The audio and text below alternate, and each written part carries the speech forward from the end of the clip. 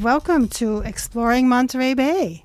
I'm your host, Mathilde Rand, and we're here bi-weekly on KSQD 90.7, 89.7, and 89.5 FM. My guest today is Susie Bauer of Mopane. After a trip to Africa in 2019, Susie Bauer came back to Carmel with a new mission: raise money to support a new baby elephant orphanage in Botswana. A small storefront in the crossroads in Carmel provided the perfect venue for a non-profit shop featuring all things African and a chance to foster the baby elephants and elephant havens. Welcome, Susie. Well, thank you, Mathilde. I really appreciate this opportunity to not only, I've never been on the radio, so this is kind of exciting, but also to promote the store in Elephant Havens. It's really something that's near and dear to my heart. I'm just excited to be here and tell you all about it. I'm excited because I've heard lots of stories from you already. So tell us a little bit more about your trip to Africa and how did you establish yourself in the storefront in Carmel? It really just came about very suddenly. My girlfriend, Deborah Stevens, and her husband, Scott Jackson from Dallas, had been going to Botswana for about 20 years. And they would go back every year, and they'd always stay in the same place, and they'd always spend time with this one elephant that Deborah had bonded with on their very first trip. And the camp that they had been going to all those years had been owned by Paul Allen of Microsoft, and it was an elephant-based camp. And they were there to protect the elephants, to nurture them. And when he died, the camp didn't fall apart, but the focus on elephants just waned.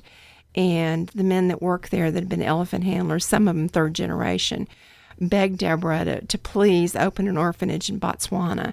There are more elephants in Botswana than any other country in Africa. At this time, about 4,500. And there was not a single orphanage. So Deborah put her thinking cap on, and she got a hold of the president of Botswana and got him to donate some land. And that's when we made a trip over there with them, was to see the property that had been donated for Elephant Havens. And at that time, there was one elephant, Mo-paw-nee, and she was about 3.5 at that time, maybe a little bit younger, a porta-potty. And that was about it. It was pretty Spartan, and I thought, this is never going to work. I don't know what's she thinking. But anyway, we got behind it, and we did go on a safari and fell madly in love with Africa and everything African. It was just it's hard to describe. It's just hard to describe when you meet people who are so kind and good and caring. And then you see all these fantastic animals that you've only just dreamed about seeing, or you see pictures of them and then there they are. But the elephants will steal your heart. They're so affectionate, and Mo-paw-nee would just come up and try to sit on your lap, and you think, okay, well, she's 400 or 500 pounds. That might be a little bit much. But it didn't matter to her. She would still give it a try, and she'd wrap her trunk around your face and give you little cheek kisses. And there was no way not to just fall in love with an elephant. So when we got back from that trip, we sort of brainstormed and thought, okay, we're going to continue to support Elephant Havens, and we did. But then COVID came, and COVID meant everything shut down, including the entire country of Africa. You could not travel. You couldn't go in and out of the airport. And there went all their tourist dollars. They just dried up overnight.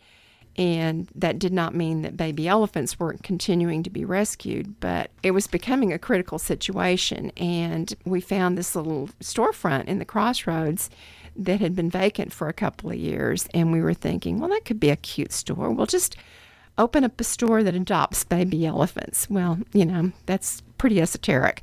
So we had to make it a little bit more than that to get the Crossroads to sign our lease. But it morphed very quickly from being a little nonprofit retail specializing in fair trade items from Africa, women's fair trade in particularly, to adopting out baby elephants, to now we do, we've got 32 different countries that we buy things from.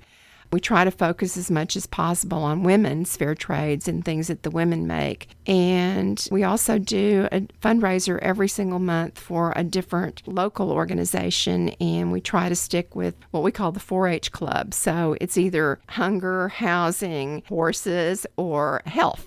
And the horses is really just because horses are animals. And one of my girlfriends happens to own a horse sanctuary, and she's been our first and most repeated beneficiary of our little fundraisers that we have. And a little shout out to Sea Star Horse Sanctuary and Sharon Regan. But that just got us all so excited because it worked out so well. So then the next month we did something else, and now we've got a list of people asking to be the recipients.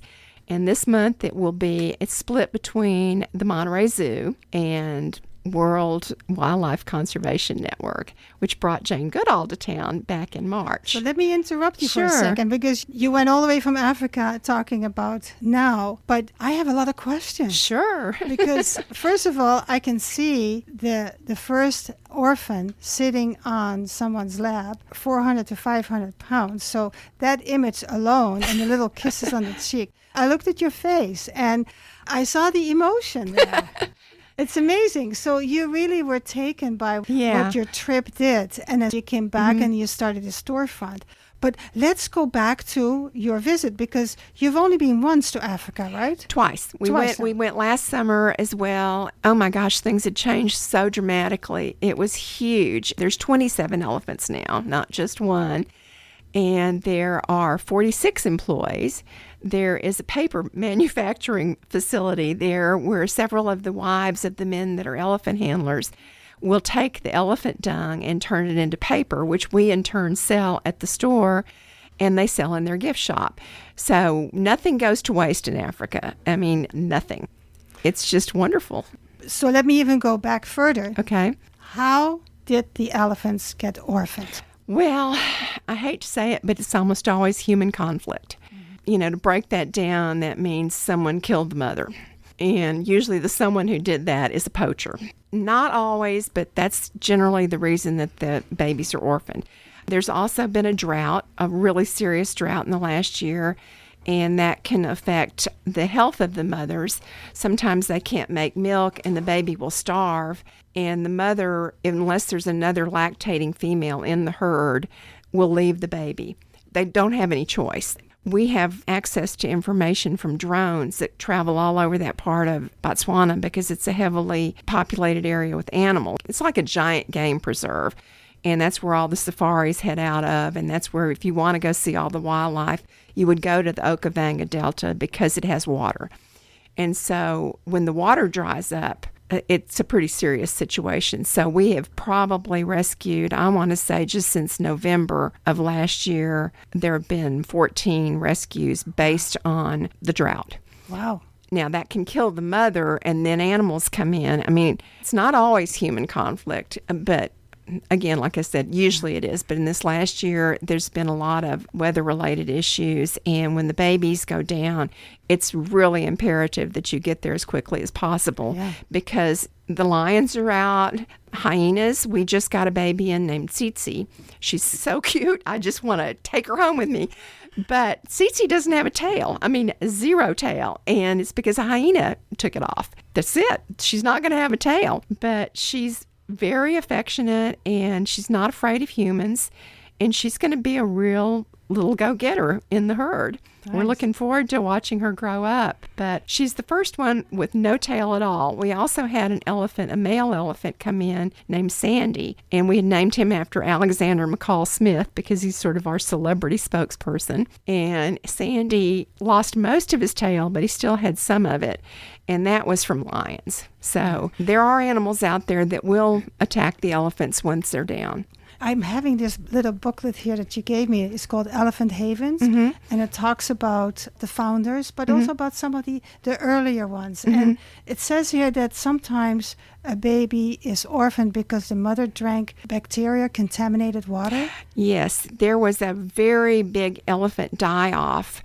And I want to say it was 3 years ago, but it was an algae bloom on one of the watering holes, and 330 elephants died at this watering hole. Adult ones. Adult ones. By the time the government figured out what was going on. It was pretty serious.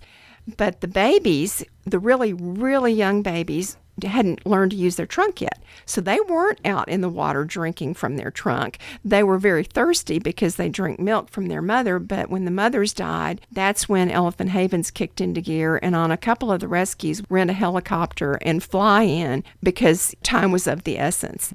And we have had unsuccessful rescues where the baby's just too dehydrated, or in some instances, and I know this may sound hard to believe, but an elephant will die of grief.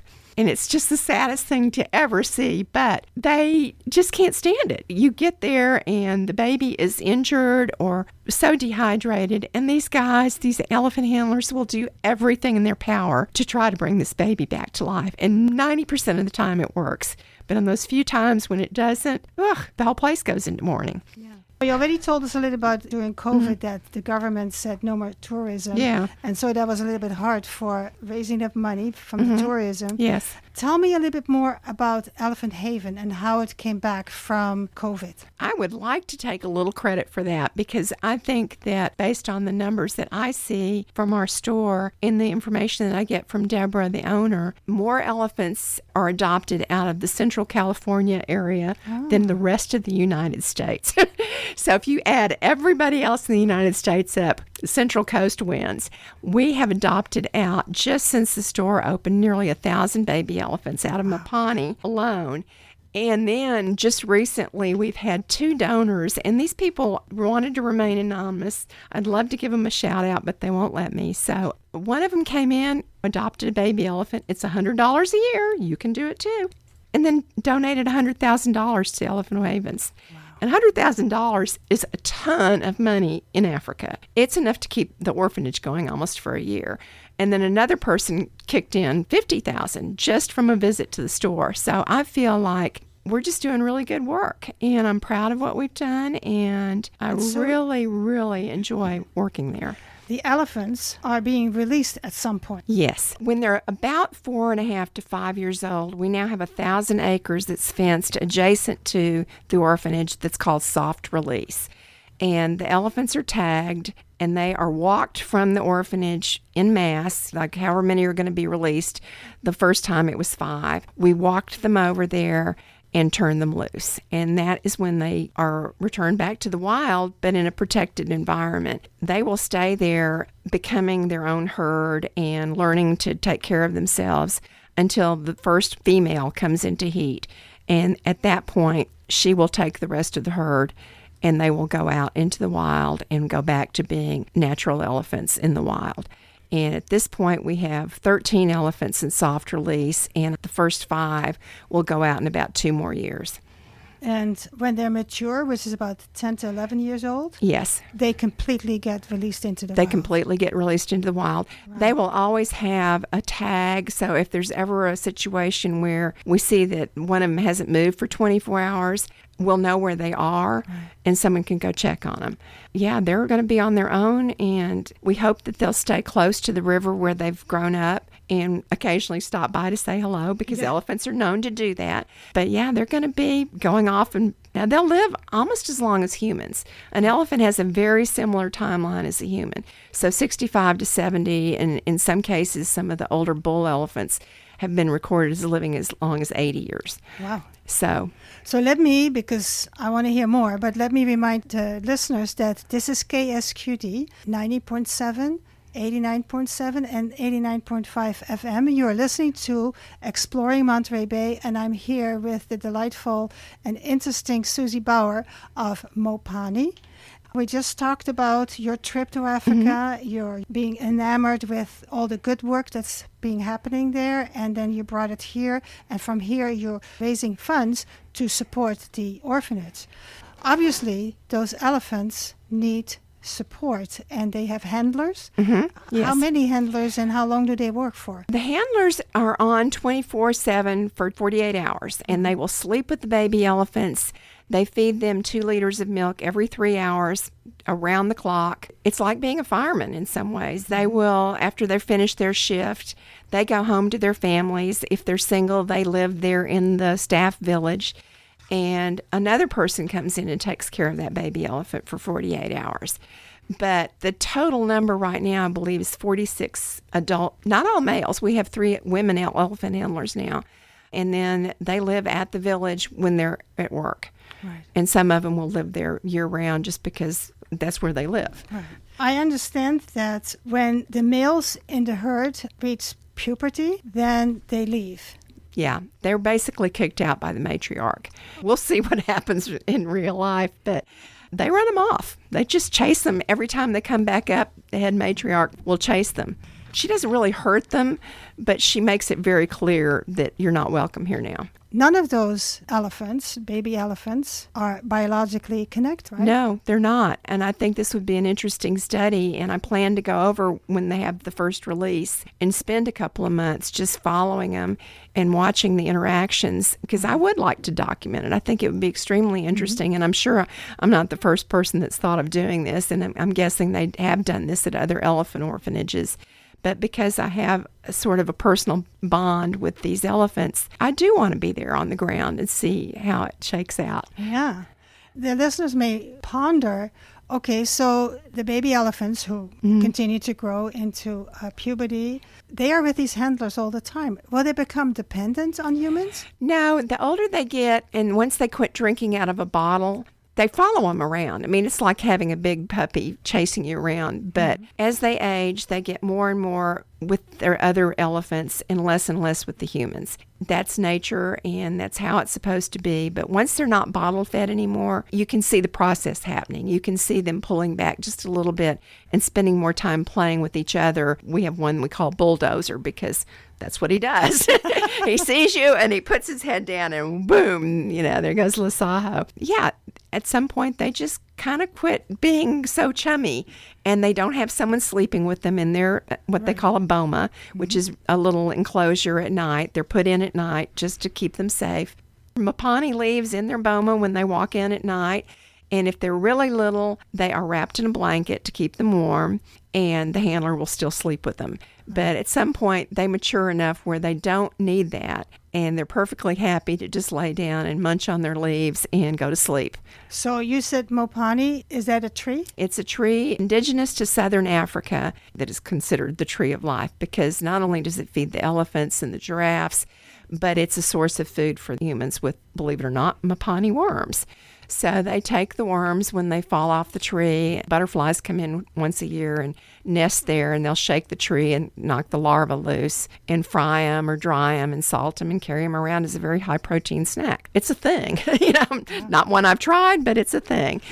When I looked on your website, I saw this saying by Bill Murray, and I'm not sure where you got it from. What I read was it said, they say that an elephant never forgets. What they don't tell you is, you never forget an elephant.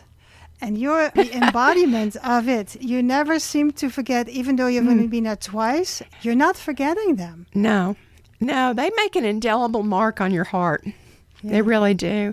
And I'm not sure how much time Bill Murray spent there. I know he was a guest at the Abu camp, which was the one that we referred to earlier. But yeah, I've never met him, and I can't remember where I got it, but I blew up a poster, and we have it outside the store. And he definitely is somebody who understands like you understand. I think you told me when we talked earlier that even though the elephants will go away, being soft released and then later on, they do remember the handlers. Yeah, they'll come back. If they're passing through by the area, sometimes they'll make a detour, and they'll come over and just trumpet. That's what they call it. They raise their trunks up and they let out a really loud blast, and that's their call. And it's also how they communicate with each other at distance, is trumpeting. And so each elephant has its own voice. They know each other. When one of them dies, maybe old age or whatever, in the herd, they will stop. It's not like they bury them, although I've heard reports of finding bones that have been buried, but they will all pay homage to their fallen comrade or family member, and then they'll go on. And when they come back by that way a year later, they'll stop and they'll find that spot again, and they'll all stand there for a few minutes and just grieve. Amazing. And it's the most amazing thing. I've seen it. I've heard about it. It's true. It's true. Yeah. Let's go a little bit practical. Your store, opening hours, when are they? We are open Tuesday through Saturday, 11 to 5. We do that so that I can have a day off. But also, we do a lot of fundraising for local things. We usually do that on a Sunday. Okay. So to have the store closed on Sunday gives us a chance to just open it up for whatever organization we're donating money to that month. And it's always 10% of the total sales of that month. However you want to figure that, we give 10% to Elephant Havens, we give 10% to a local charity, and then Elephant Havens also gets the money from the adoptions. Right. And I would say normally we try to stay around one a day. So we have about 300 a year adoptions out of the store, which is $30,000. It's not anything to sneeze at. No, so people come to the store. Mm-hmm. They understand what you're doing, and they get the option of adopting an elephant. Yes, we can help them do that on the computer, or we can just give them the information, and then they can go home and do it at their leisure, where they can look at the different elephants and decide which one they want. So are there any other ways that people can get involved besides coming to the store, buy things, and know that the money goes to A, Elephant Haven, and B, local organizations? Yes. And you already mentioned, the 4-H Club, the horses, the health, the hunger, and the housing, which is very needed in our area. And then adopting. Is there any other ways that the public can get involved? The public can always get involved by just looking up elephanthavens.org, and there's a donate button. There's other programs that you can get involved in. But really, at this point, with something that's, halfway around the world, it's all about the money. It takes money to feed them. It takes money to pay people. We have been lucky enough to have a portable hospital put on the grounds by the Dallas and Houston zoos. They came together and they donated the money for a portable hospital there on the grounds, and they send their employees over to train. And usually when they send someone to train, they're there at least 2 weeks, sometimes a lot longer. When we have interns come in, they have a 3-month commitment. Right. But yeah, there's plenty of ways to get involved. They don't all require getting on a plane and flying for 27 hours to get to Africa. I know. If people want to get in contact with you or with Mo-paw-nee, the phone number is 831-250-7202. Yes. And they can go to Mo-paw-nee, which is spelled MOPANE.org. MOPANE.org. Mo-paw-nee is the way we say it. And then tell us if they want to email you. Can they do that? Oh, they can absolutely email us. Really, the best email is my personal email, because then I can check it all day long. It's S like Susie, Uncle Zebra, Elephant, India, Robert, India, Susie at AOL.com. Susie Iris, yeah. Suziris, yeah. SUZEIRIS at AOL.com. Yes. And Mo-paw-nee is located? Mo-paw-nee is at 200 Crossroads Boulevard in the Crossroads Shopping Center in Carmel. And you talked a little bit about the fundraising activities on Sundays. And you chose the 4-H Club. Horses, which is animals, health, hunger, and housing. Why? Because those are the things that are near and dear to my heart. Before I moved out here, I lived in Dallas and I had restaurants. That's where the Sue's Iris came from. One was called Sue's, one was called Iris after my dog. But every single month we did the same thing. We would donate the space, wine, food to different organizations. When I got out here, I realized that people in this area, depending on where you live, you can either think, oh my God, everybody's super wealthy. We're in Carmel, we're Pebble Beach. Or you go to South Monterey County and you go, oh my God, I feel like I'm in the war zone. And so I think a lot of people don't realize how much need there is for just basic human services, and that is housing, hunger relief, and health care. That's my story, and I'm sticking to it. Excellent. Now we have a minute left for some final thoughts. Well, I would just like to say thank you again, Mathilde, for having me on, and I hope that everybody that's listened to the show will stop by Mo-paw-nee and at least say hi, mention K-squid, and we'll give you a free flip-flop animal that has been made in Africa. We have one company that cleans up all the trash off the beaches in Kenya, pulls the flip-flops out and makes them into animals, one of which I see is here at K-squid. Even though it's an octopus, it's still a cephalopod. That's all I have to say, but please come by, and if you can't, look up elephanthavens.org and be our friend. Superb. And you started with the elephants, in 2019, and it looks like you have morphed into way more with your store and your 4-H, and I really appreciate your community service. Well, thank you. It's a nonprofit, and listeners, this was Exploring Monterey Bay with Susie Bauer of Mopane, and the contact information again is 831-250-7202, or you can go to Mo-paw-nee.org, and the other one you said was Sue'sIris@AOL.com. That's your email, and Mo-paw-nee is located on 200 Crossroads Boulevard in Carmel. Thank you so much. Thank you. I really appreciate it, and thanks to all your listeners.